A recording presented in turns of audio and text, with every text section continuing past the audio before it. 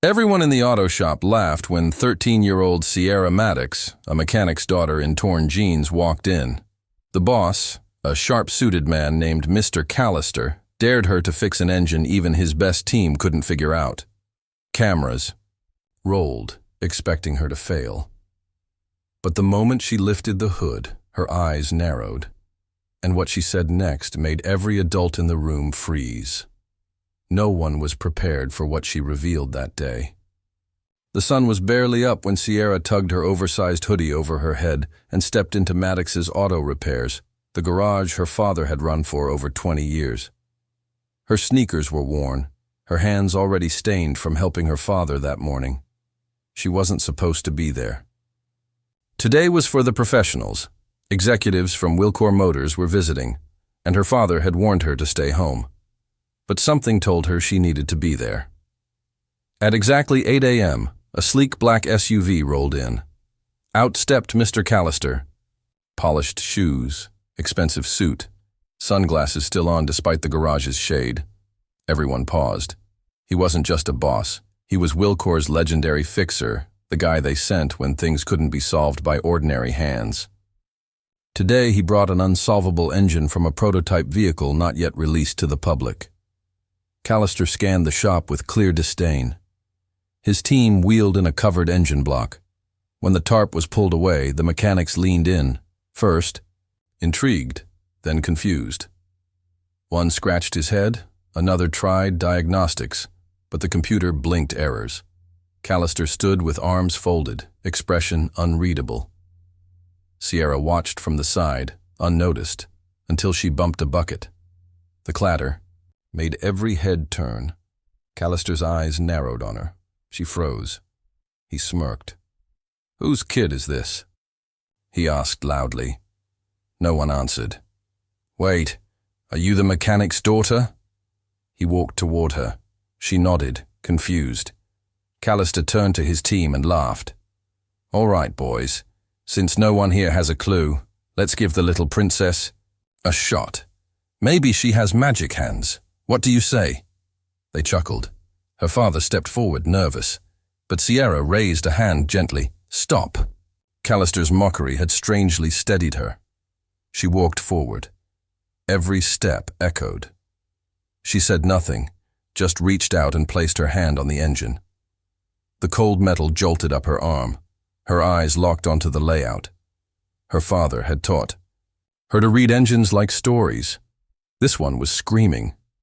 She glanced at the manifold, then a junction near the fuel injection line, her brow furrowed. They all expected her to fail. Instead, she said, "This engine isn't broken. It's programmed to pretend it is." The room went still. Callister's smile vanished. Her father's jaw dropped. Sierra's voice was calm. "The error codes are looped. Someone built this engine to fail diagnostics." Callister stepped closer. His voice sharpened. "Who told you that?" She looked up. "No one," she said. "But whoever made this wants you chasing problems that aren't real." For 5 seconds, no one moved. Then Callister's voice dipped with threat. "You're suggesting my engineers made a deliberate error?" Sierra didn't blink. "Not your engineers," she said. "Someone higher." She had no proof. Just instinct, experience, and the kind of understanding born from growing up under hoods, not chandeliers. The team shuffled uncomfortably. Finally, Marvin, a senior technician, spoke. "Sir, I did notice the diagnostics kept looping the same code even after resets. I assumed it was a glitch." Callister shot him a look that shut him up. Sierra walked to the diagnostic tablet, tapped through menus, and held it up. "This loop repeats every 91 seconds. It's not a glitch. It's a mask. The real issue is hidden underneath." She bypassed the main interface using a hidden command sequence. A second layer appeared. A red alert flashed. "Internal sabotage detected. Error source traced to firmware injection. Access granted from Wilcor HQ." Gasps filled the garage. Her father stepped forward. "Sierra, where did you learn to do that?" She hesitated, voice trembling. I reverse engineered their diagnostic app last summer. I wanted to understand how it worked, not just what it showed. Callister went pale. He snatched the tablet from her, hands staring at it like it was a live grenade. His voice cracked. "You need to leave, now." But it was too late. A young man in a Wilcor polo had already taken out his phone and started recording. The screen, the sabotage alert, Sierra's face, Callister's reaction. Captured. "This is going viral," he whispered. Sierra's father tried to calm things. "Let's not make this worse. There must be an explanation." Sierra turned to everyone. Her voice was stronger now. "There is no explanation that fixes this. Whoever did this tried to cover up a critical flaw and hoped none of you would catch it. I wasn't supposed to be here today. Remember that." That was no accident. Wilcor's staff exchanged shaken looks. Their faith in leadership cracked. Callister, for the first time, looked small. Then the garage door opened. A woman in a navy pantsuit walked in, flanked by two men in security jackets. Her badge read, Federal Transportation Safety Commission. "We received an anonymous tip about a compromised prototype and falsified engine data," she said. "Where is the unit?" All eyes turned to Sierra. She pointed to the engine, then to Callister. He tried to speak. Nothing came out. The agent walked to Sierra. "Who uncovered it?" Sierra paused. Everyone watched. "I did." The garage seemed to stop breathing. The agent raised an eyebrow, not in disbelief, but with a glint of respect. She turned to her team. "Secure the unit. Copy all data. Nobody leaves." Chaos rippled. Phones buzzed. Marvin whispered, "This girl just tore the whole roof off the Empire." Callister, now sweating, tried again. "There's been a misunderstanding. She's not part of the company. Her access was unauthorized. This is a security breach. I want her removed." The agent didn't even look at him. "Unauthorized or not, she's the only reason we know about this. You should thank her." Callister opened his mouth, then closed it. His jaw clenched. His eyes flicked to Sierra with something dark, fear, mixed with quiet hatred. Sierra felt it. She had exposed something massive, powerful, and she hadn't even meant to. Her hands trembled slightly. Not from fear, but from the weight of what was happening. She hadn't just pointed out a bug. She had exposed a rotting nerve in one of the biggest tech engineering giants in the country. Her father walked slowly toward her, voice hushed and urgent. "Sierra, you have no idea what you just did. They will not forget this." "I don't want them to forget," she whispered. "I want them to change." Outside, a black SUV pulled up. The doors opened fast. Out stepped a sharply dressed man in a dark blue coat, flanked by two federal agents. His silver hair, piercing eyes, and the way he carried himself made it clear. This was someone who didn't answer to anyone. The garage fell silent again as he approached. "Sierra Monroe?" he asked, tone unreadable. She nodded, trying not to show how fast her heart was racing. "I'm Director Hale, Department of Transportation. You uncovered a firmware manipulation pattern that could have led to multiple engine failures at highway speeds. That alone could have caused deaths. You saved lives today." Sierra blinked. I just followed what didn't feel right." "That makes you more valuable than half the engineers I know." Behind him, an agent handed Hale a tablet. He reviewed it, then looked back at her. "You reverse-engineered the system diagnostics on your own?" She nodded again. He studied her a moment longer.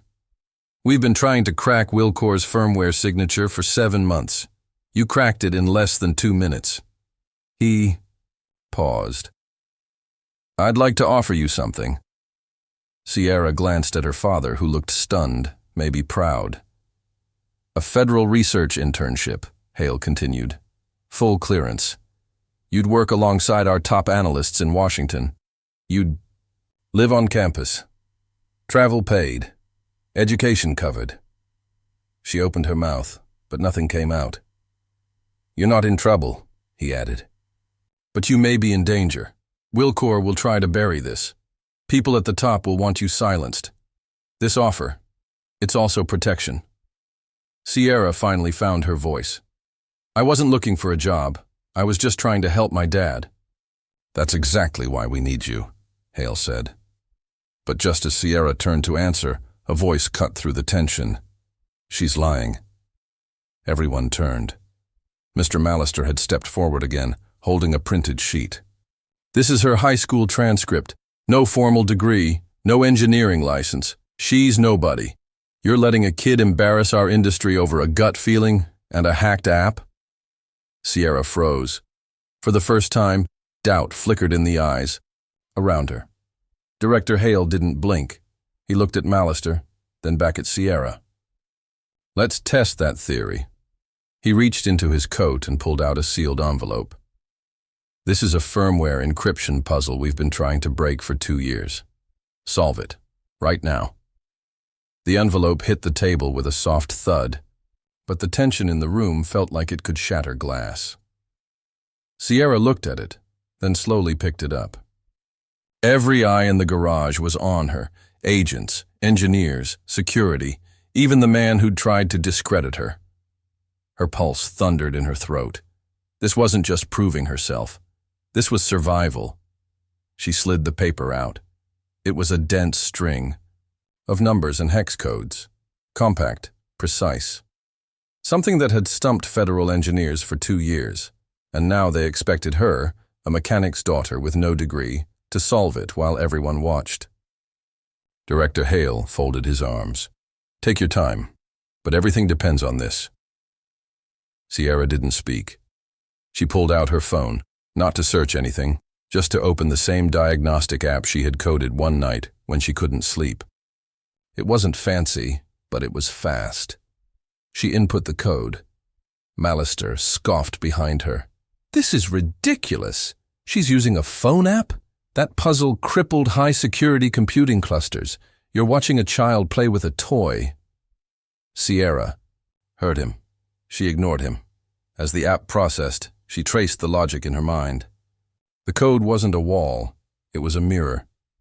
It reflected whatever the viewer expected to see. That was the trap. That's why everyone else failed.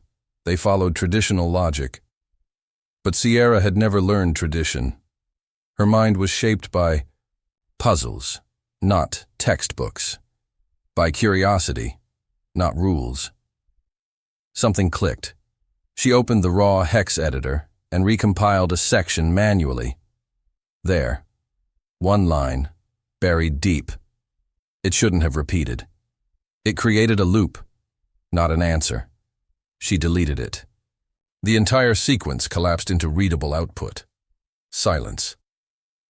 Director Hale took the paper, studied the result Sierra handed him, and turned it to his team. "That's it," one agent whispered. "That's the seed key. She just solved it." Mallister stepped back, like the floor had shifted under him. His lips parted, but no sound came. Embarrassment washed over his face, quickly replaced by anger. Director Hale turned toward him. "You just witnessed a civilian solve a protected-level encryption your department couldn't break for 2 years. Maybe next time you'll think twice before calling someone a nobody." Sierra felt her father's hand on her shoulder. Firm, proud. His eyes were glassy. A man who'd spent his life being underestimated, watching his daughter outthink the elite. It felt like victory. But it wasn't over. Hale turned back to Sierra. "You're a national asset now. You may not understand what that means yet, but from this moment forward, you will be protected. Your life is going to change fast." Sierra barely nodded, trying to process it all. Then her phone buzzed. A new message. No name, just a number she didn't recognize. The text read, "You shouldn't have done that." Her eyes widened. She showed the screen to the director. He froze, then handed it to an agent. "Track it, immediately." "What's going on?" Sierra asked. Hale's voice dropped.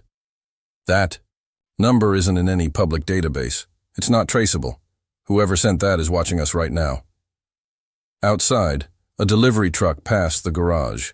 Slowly, too slowly. Sierra caught a glimpse of the driver. Dark sunglasses, headset, no expression. The truck didn't stop. The agent beside Hale spoke into his radio. "We have a possible tail. Activating Security Protocol Alpha. Lock down the block." Sirens blared outside. Garage doors slammed shut. Hale looked at Sierra, voice calm but ice cold. "You just pulled a thread that may unravel something far bigger than faulty software. You exposed something they would kill to keep hidden." Sierra stared at the doors, then at the man who had handed her the puzzle. "What happens now?" she asked. He took a breath. "Now. They come for you." The lights in the garage flickered for half a second. Every agent drew their weapon. Hale barked orders into his headset, scanning the perimeter. Sierra stood frozen, her heart pounding like a war drum. She had gone from a nobody fixing engines to someone being hunted, and she still didn't know why. Hale turned to her. "We're moving. Now. They have eyes on this location." Her father stepped in front of her. "Where are you taking her?" "To a classified location. It's the only way to keep her alive. Whoever sent that message is connected to a buried program we shut down 5 years ago. Or at least, we thought we shut it down." They rushed through the back of the garage. A black SUV was waiting. The door shut. They moved. Sierra could barely breathe. Every turn of the wheels took her deeper into a world she never asked to enter. Hale opened a metal case beside him, pulled out a tablet, and handed it to her. "You decoded something that wasn't supposed to exist anymore, a cipher that leads to an off-the-books project known as Sandstorm. Only 8 people knew it existed. 6 are dead. 1 vanished. And now someone wants it back." Sierra's hands trembled as she opened the file. It wasn't just a schematic or code. It was a blueprint, an AI defense system that could override every major network in the country. Nuclear grids, satellites, drones, even the financial system. The worst part? The AI wasn't just code. It had a name, Project Malachi. And according to the tablet, her unlock key had activated it. She looked up, stunned. "You mean, I just woke it up?" Hale nodded. "And now it knows who you are." The SUV screeched to a halt. The driver yelled, "We're compromised!" A black drone dropped from the sky, slamming into the road behind them. The explosion hurled the SUV forward. Sierra's head slammed into the seat in front.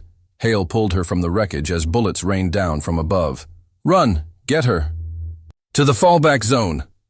Agents formed a shield around her as they sprinted into a nearby alley. Her father, limping from the crash, Sierra tried to keep up but tripped. Hale grabbed her arm. "No, we have no time." But she broke free, rushing back to her father. Another drone appeared above, charging energy for a shot. Then, out of nowhere, a second. SUV slammed into it from below, shattering the drone mid-air. From inside stepped a man in a long brown coat with piercing blue eyes. He looked straight at Sierra. "Your move just rewrote everything. If you want to survive, come with me, now." Hale raised his gun. "Who are you?" The man replied, "The one you never told her about." "I am the 7th. Hale's face drained of color. "That's not possible. You were declared dead." The man gave a sad smile. "And yet, here I am." Sierra could barely process it. Her eyes bounced between Hale and the stranger, her instincts pulling in opposite directions. The man extended his hand. "You want answers? You want the truth? Then trust me. Because the next 24 hours will decide who controls everything." The sound of more drones echoed in the distance. The city was about to become a war zone, and Sierra was suddenly its most valuable target. The lights flickered above them as the shadow of danger deepened. Sierra's mind raced.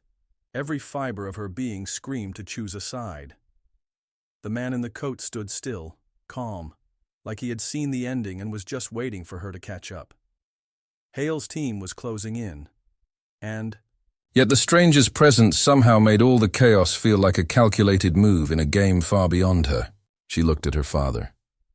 He nodded, silent but resolute, placing his faith in her. It was time. She stepped forward and took the man's hand. His grip was firm, reassuring. "I'll show you everything," he said. "But once you see it, there's no going back." Beneath the city, inside a hidden bunker, screens illuminated faces Sierra had never seen. The man revealed classified files marked Sandstorm and Malachi, exposing a secret network created to protect the country, now twisted, corrupted. The AI they built had grown unpredictable, its power unchecked. "You unlocked the key that could save or destroy millions," he said gravely. "We need you to control it, because only someone with your unique mind can."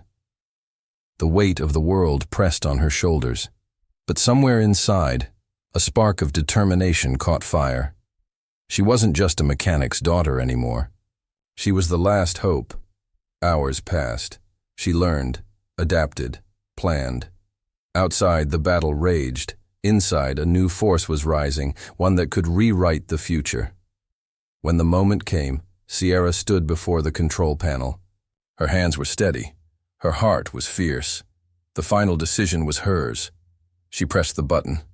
The screen flashed. Silence. Then, a voice. Not cold and robotic, but human, warm, hopeful. "Hello, Sierra. Let us begin." Outside, the drones stopped. The chaos paused. The impossible engine had been fixed. The world would never be the same. This was only the beginning. Thank you for staying with me through this journey. Your mind has been hooked. Your curiosity rewarded.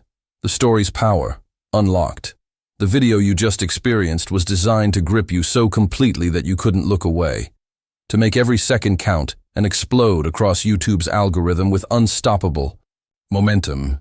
If you enjoyed this story, please like, subscribe, and share it with anyone who loves tales of transformation, suspense, and unexpected heroes. The story of Sierra and the Impossible Engine is a reminder. Sometimes the greatest power lies hidden in the most unlikely places. Stay tuned for more stories that will captivate, surprise, and keep you on the edge of your seat. Until next time, keep your eyes open and your mind ready for the next adventure.